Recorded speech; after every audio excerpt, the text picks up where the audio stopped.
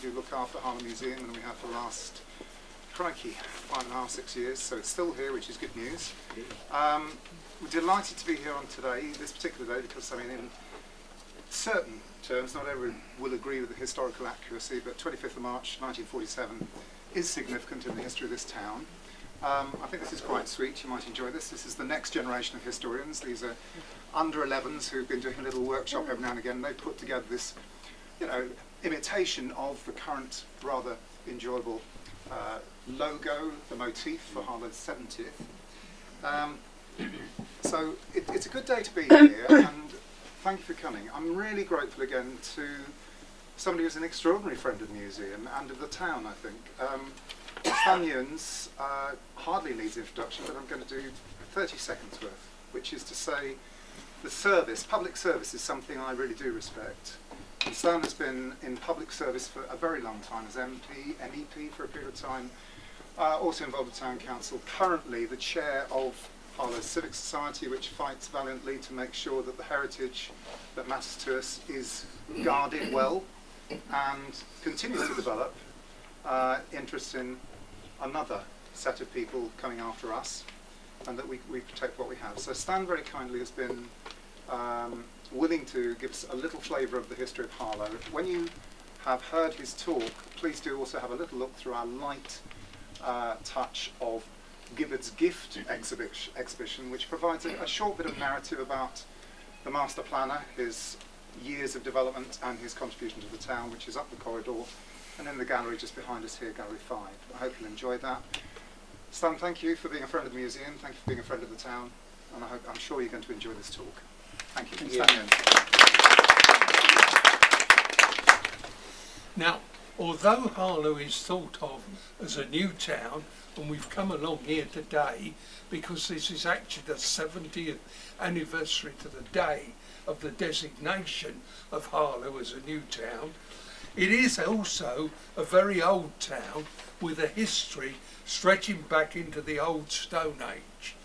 Some Paleolithic or old Stone Age tools have been found. Mesolithic or Middle Age flints are found all over the area. There is furthermore evidence of Neolithic or new Stone Age people coming here for the first permanent or semi-permanent settlements about 4000 BC and beginning agriculture in the town. There are some 8 prehistoric sites identified at Church Langley, at Percy Springs Wood, at the Tesco site and the Old Hut House farm, and more recently more evidence of Stone Age activity and later developments have been found on New Hall estates, and Mike Jury sitting over here suggests that more is coming to light on Mark Hall allotments. Some of these sites developed into Bronze Age sites, Iron Age villages, and then Roman temples. The Roman temple came along, and we have here quite a lot of Roman remains. Harlow has a sacred temple site alongside River Way, which actually goes back to a pond barrow in the Bronze Age, and then to a circular Iron Age temple, and then to a proper Roman brick building. And we have also up near the Gibbard Garden, which I share, there is what is thought to be a Roman villa which has never yet been excavated. So Harlow, as I say, is a very, very interesting historic place whose origins go back long before the new town. Could we in fact have the first slide, please? Now, the first slide, that's the Chapman and Andre map, which shows in fact the situation in 1777. If you look over here, this is Harlow Old Town here. There's Bromley's, which has been destroyed in our time, Mulberry Green and so on. Coming down here to Burford Green and so on. Right, next slide please. This is Harlow in 1873, actually, when it was getting more built up. Next please. Another slide showing Harlow again in the past with Back Street, Fore Street, the High Street here. Next slide please. That is a picture of the remains of the Roman temple site, the Roman temple actually. I've been trying for ages to get that refurbished because it's not in a very good state at all now, but that's when it was actually excavated and those remains are still there. Next slide please. That's a picture of the Roman temple as we envisage it in its heyday. Next please. And that is Harlow, probably in the Saxon period, and you will see that Harlow then consisted of a number, what is now the new town, a number of different parishes which were fairly long and narrow, which went from the River Stolt down here to the ridge at Hastingwood. Harlow, Latton, Nexwell, Great Parndon, and Little Parndon in between, with two bits, one there. And the division that was made when these were original, probably Saxon estates, was to give each estate access to the river, where you could build a mill, and also, as it was near water, there'd be lush meadowland here. Further up there was possible arable land, and here was still forest where wood could be obtained both for fuel, for furniture and for building purposes. Now the history of Harlow from about 500 ED, when the Romans left in 410, the history after 410 doesn't show up much in the archaeological sense like the Romans.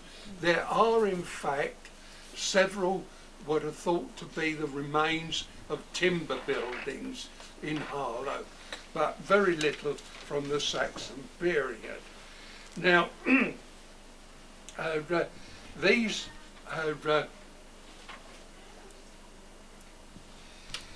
Mulberry Green, which is up here in Harlow, Mulberry Green was originally Montbury Green and was probably the place for meetings when the Saxons were around.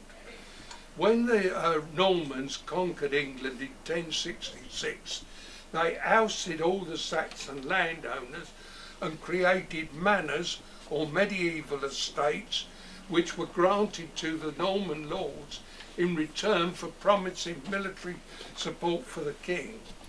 And Harlowbury, if you've not been, go along and have a look at it sometime, is one of the oldest houses, domestic houses, religious in England, Bury St Edmunds, and in fact the house itself is a picture today, and when we talk about Essex, is something of which Harlow can be particularly proud. Nearby Harlowbury is Harlowbury Chapel, which was used for centuries as a barn, but is perhaps the original church for a Minster parish on both sides of the Stolt in that particular area. Now, within Harlow's present boundaries there is a wealth of ancient churches and picturesque listed buildings which go back centuries and constitute a most precious heritage. Churchgate Street, a most picturesque area, has numerous timber frame buildings, but part of the Churchgate Hotel is actually a medieval chantry. I remember driving down there with Gordon Marriott, who was in one of the first chair of the councils, and he looked at some of that stuff which was very dilapidated. He said, we're going to get all that out of it and put in modern stuff. And I said, Gordon, how can you say that? That's beautiful. Unfortunately, it was restored, and today anybody who goes to Churchgate Street would, I think, agree quite objectively that it's a very, very attractive area. And all over the town we have a wealth, as I say, of listed buildings. Netswell was held, the parish of Netswell was held by Waltham Abbey, just as Old Harlow was held by Bury St Edmunds. It was held by Waltham Abbey, which of course was another monastic institution, and there is in Netswell, as those of you who go around the town will know, a magnificent medieval barn. There are also the fish ponds there, which originally were used to produce fish to feed the inhabitants of the area, and it's been developed today, and it is a most attractive area. Parndon Mill, Great Parndon Church and the neighbouring areas are also part of our invaluable heritage. In the 17th century, when Charles I was overthrown by the Parliamentary Army, the army was actually stationed at Saffron Walden, and its units were billeted out at all the surrounding villages, including Harlow, Nasing and Roydon. And there was, on this occasion, there was a man who seems to have come from Hoddesdon, who was a chaplain to the army, and he was appointed to be a lecturer, or a Puritan lecturer, at Southwold, when in fact the revolution was brought to an end, and you got the restoration of Charles II in 1660. This man, William Woodward, was sacked, and he came back and took a farm in Nasing, and he then established in the area the Baptist church in Old Harlow, which used to be in a barn, and there also a church at Little Parndon, which subsequently moved to Potter Street, and the Potter Street Baptist Church, built in 1759, is there today, and both congregations are in fact still going. So you can see that Harlow itself has a very rich legacy from the past. Most of the land on which the new town was built was devoted to agriculture for centuries, of course. In the Middle Ages it was cultivated largely by serfs who were tied to the manors on which they lived and were obliged to cultivate their lord's land in return for strips on which they grew food from themselves. However, the open fields were largely enclosed by the 17th century, although the 1616 map of Harlow, which I purchased, and a copy of which is just out here, shows that up in the north of Harlow there was still strips around the temple site. If you look at the map, you'll see them, really dating back to the Middle Ages. The lord of the manor in the early 19th century, Montague Burgoyne, was the improving farmer who wrote to Arthur Young, the great advocate of the agricultural revolution, about his new improved methods. In addition to agriculture, however, there were other industries based in Harlow in this period. The 16th and 17th century records reveal that cloth was produced and woven here, although not on the scale that was the case at Colchester, Coggeshall and other further parts of Essex further east. Harlow became the centre of a flourishing pottery industry in the 17th and 18th century, based at Potter Street and its environs, and it produced metropolitan ware, examples of which you can see on display at the museum. It was destroyed effectively by competition from Stoke-on-Trent and the potteries, who could produce a better quality ware in the later 18th century. Another important industry in Harlow was malt production from barley, which was important all over northwest Essex and East Herts. And if you go to Old Harlow in Market Street, just by St John's Church opposite, you'll see that one of the old maltings has in fact been redeveloped by John Graham actually, and is used as the campus of the foundation of Newfoundland. My house, the Lees, was actually built onto the end of reeds moulding, and the end wall, although covered up, is actually still an 18th century house from a malting. The malt industry was one of the reasons for the development of stalk navigation, which was used to transport barley down from London and coal to Harlow, where in fact, and Bishop Stortford and elsewhere, and then to take the malt back to London for London breweries. Harlow was, in addition to being reached by the stalk navigation, it was in fact reached by a railway which came through in 1841 and put the town on the line going from Shoreditch to Suffolk and Norfolk. There were two stations, Burnt Mill, which is now Harlow Town, and Harlow, which is now Harlow Mill.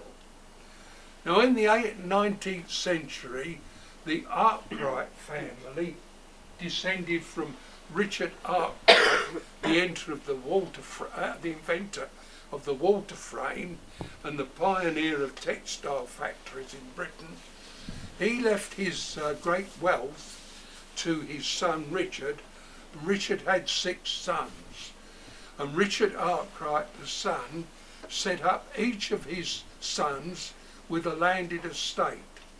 And his youngest son, his 6th son, Joseph, who lived from 1791 to 1864, the grandson of the inventor, was in fact endowed with Mark Hall.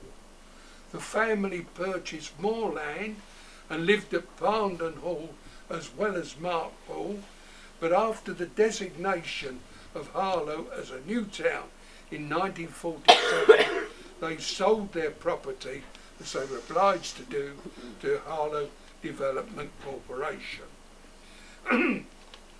Down to the Second World War, Harlow and the neighbouring parishes remained a largely rural and agricultural area in which the community looked up to the landowners and the clergy as its natural leaders.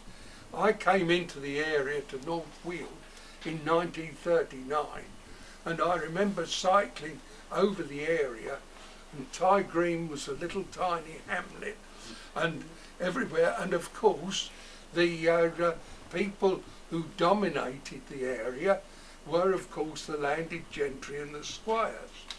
Well, in 1945, after 6 years of war, a wind of change was blowing. The old Epping constituency, consisting of Harlow, Epping, Waltham Abbey, Loughton, Chingford and Chigwell and Woodford and Wanstead, had been represented in Parliament since 1924 by Winston Churchill. It was split for the 1945 election, and much to everybody's surprise, the northern part, Epping, including Harlow, was won by Mrs. Leah Manning in the 1945 general election. I remember that very well, and the excitement which it caused. She was a former teacher and a woman, of course, and everybody, and she made a tremendous impression on the area.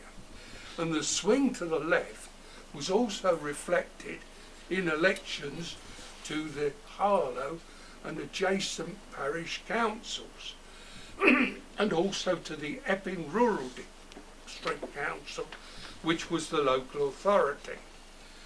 Now, the idea of building new towns, or garden cities as they were originally called, was first put forward by Ebenezer Howard, a shorthand writer who became a social reformer.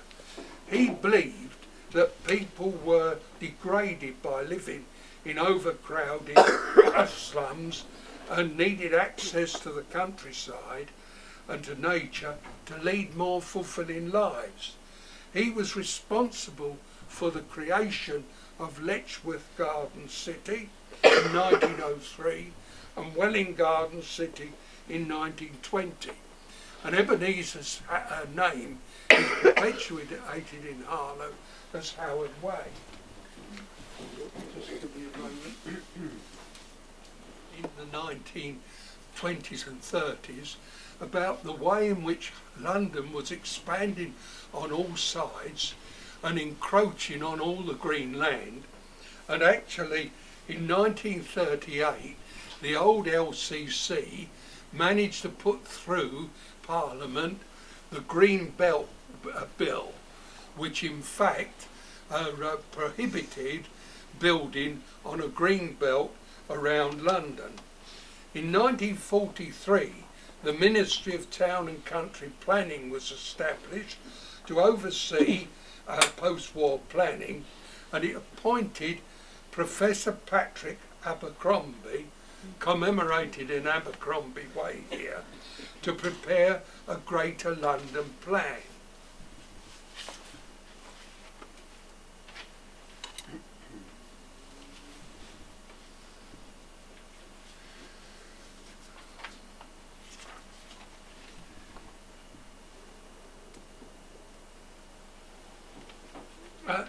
Abercrombie examined the situation and he proposed building 10 satellite towns around London beyond the Green Belt. In Essex, at Harlow, Ongar and Margaretting. Now, immediately this was announced, there was a tremendous reaction locally in Margaretting, Ongar and Harlow to oppose any new town coming to the area, which you might expect. Now, the new Labour government, elected in 1945, appointed Louis Silkin, who had chaired the LCC's Town Planning Committee, as the Minister of Town and Country Planning. He appointed Lord Reith of BBC fame to chair a new towns commission on which Sir Frederick Osborne, a champion of garden cities, served, and this outlined proposals which were implemented by the New Towns Act, first introduced into the House of Commons in April 1946.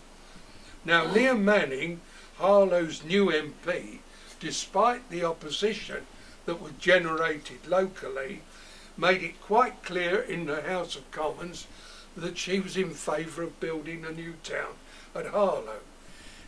She said, in the constituency which I represent, I hope, indeed almost pray, we shall have at one end a new town.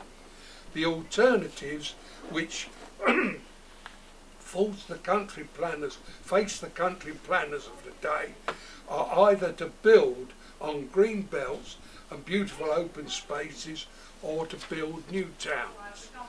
In Harlow, I envisage the possibility of a central town, a fairly small town, with those farms around and smaller towns or neighbourhood units surrounding it.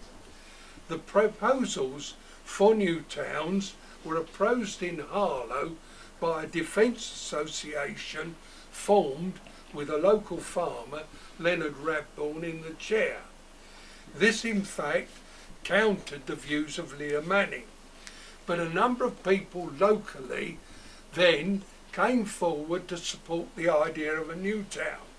Ted Woodlands, who was the unlikely chairman of Netswell Parish Council, which had been Conservative for years before that, collected a petition of signatures in support of a new town and organised a public meeting on the 30th of October 1946, to which he invited Lewis Silkin himself. A public inquiry was held in the Drill Hall, where a legal challenge was rejected, and Bill Fisher, another Labour Party member, presented another petition in favour of the new town. The appeal against the decision was withdrawn, and on the 25th of March 1947, 70 years ago today, Harlow was designated as a new town along with Stevenage, Crawley and Hemel Hempstead.